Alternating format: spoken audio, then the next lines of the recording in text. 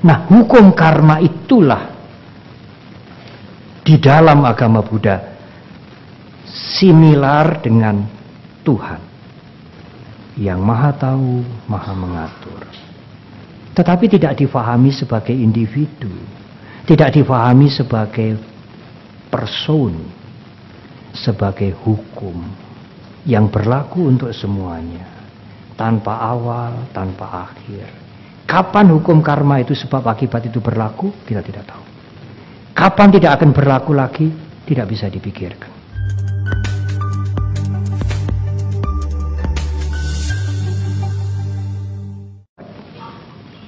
Dari keuletan, kesungguhan, semangat, dan kemampuan kita. Sehingga Anda mau maju atau mau mundur, terserah Anda. Harus diingat, maju itu bukan yang tampak. Apa artinya yang tampak? Materinya banyak, fasilitasnya banyak. Kalau di dalam hatinya penuh dengan ketegangan. Maju dalam pengertian Buddhis bukan hanya materi.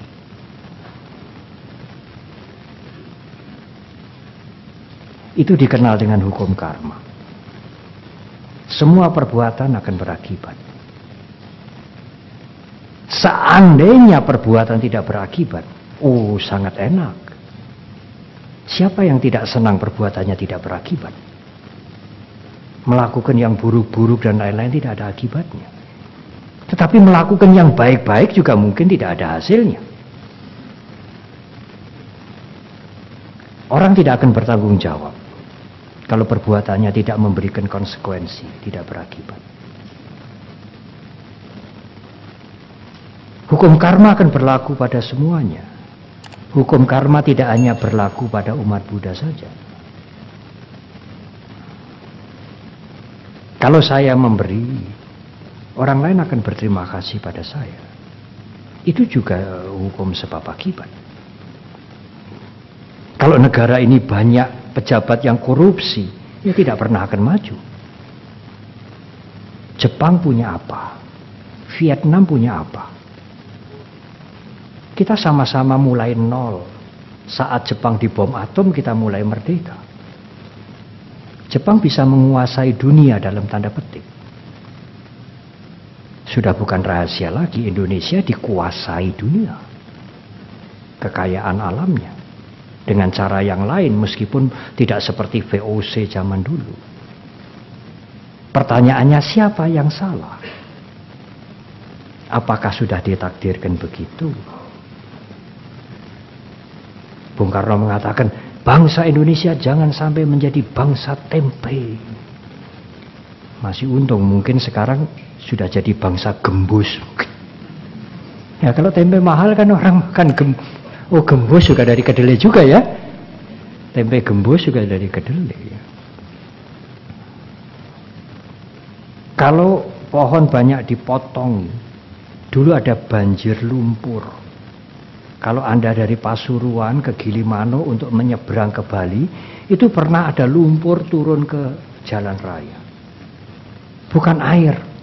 Karena pohon-pohon dipotongi waktu permulaan reformasi itu.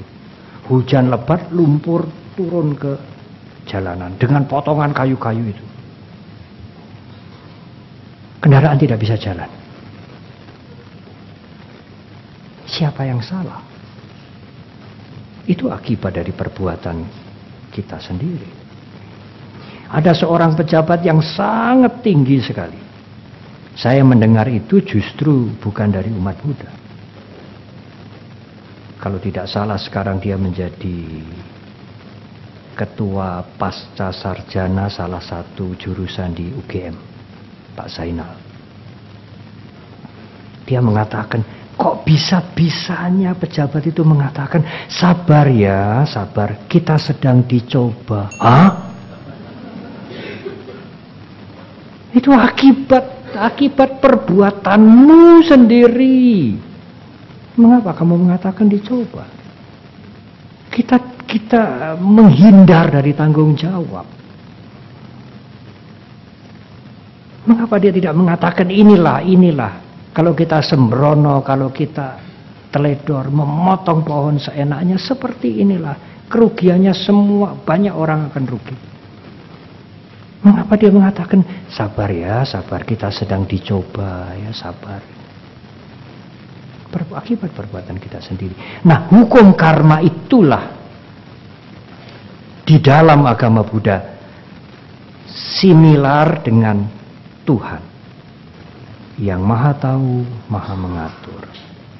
Tetapi tidak difahami sebagai individu, tidak difahami sebagai person, sebagai hukum yang berlaku untuk semuanya, tanpa awal, tanpa akhir. Kapan hukum karma itu sebab akibat itu berlaku, kita tidak tahu. Kapan tidak akan berlaku lagi, tidak bisa dipikirkan. Universal. Dan umat Buddha tidak perlu minta ampunan kepada hukum karma. Tidak bisa. Kalau Anda memotongi pohon, ya mesti akan banjir. Tidak ada ampunan itu. Umat Buddha juga tidak perlu minta berkah dari hukum karma. Yang kita memahami hukum karma itu menjadi iman kita, menjadi keyakinan kita. Kalau saya melakukan yang buruk, akibatnya akan buruk. Kalau saya melakukan yang baik, akibatnya akan baik. Buddha Gautama, guru agung kita, pernah mengatakan tidak mungkin akan terjadi perbuatan baik berakibat penderitaan. Tidak pernah mungkin akan terjadi kapanpun perbuatan jahat akan membuahkan kebahagiaan. Tidak mungkin. Kebaikan akan membuahkan kebaikan. Kejahatan akan mengakibatkan penderitaan. Itu keyakinan umat Buddha. Saya pernah mengatakan, kalau Anda sulit belajar Dharma yang banyak-banyak itu, pegang saja satu saja dulu. Apa Bante? Hukum karma cukup. Karena dengan meyakini, mengimani hukum karma, otomatis Anda akan mengendalikan diri Anda. Karena kalau Anda melakukan yang buruk, konsekuensinya Anda akan banyak masalah. Banyak persoalan. Sekarang, tidak usah menunggu setelah mati. Kalau Anda melakukan yang baik, Anda akan mendapatkan kemudahan. Anda akan mendapatkan kemajuan, ketentraman sekarang. Tidak usah sesudah mati. Nah, hukum karma yang maha adil, yang universal, berlaku untuk semuanya. Kita tidak bisa bersembunyi kemanapun, akan terkena hukum itu. Termasuk para dewa, binatang, makhluk halus, semua akan terkena hukum sebab akibat. Itulah salah satu aspek yang di agama lain disebut Tuhan. Saya kira jawaban saya begitu.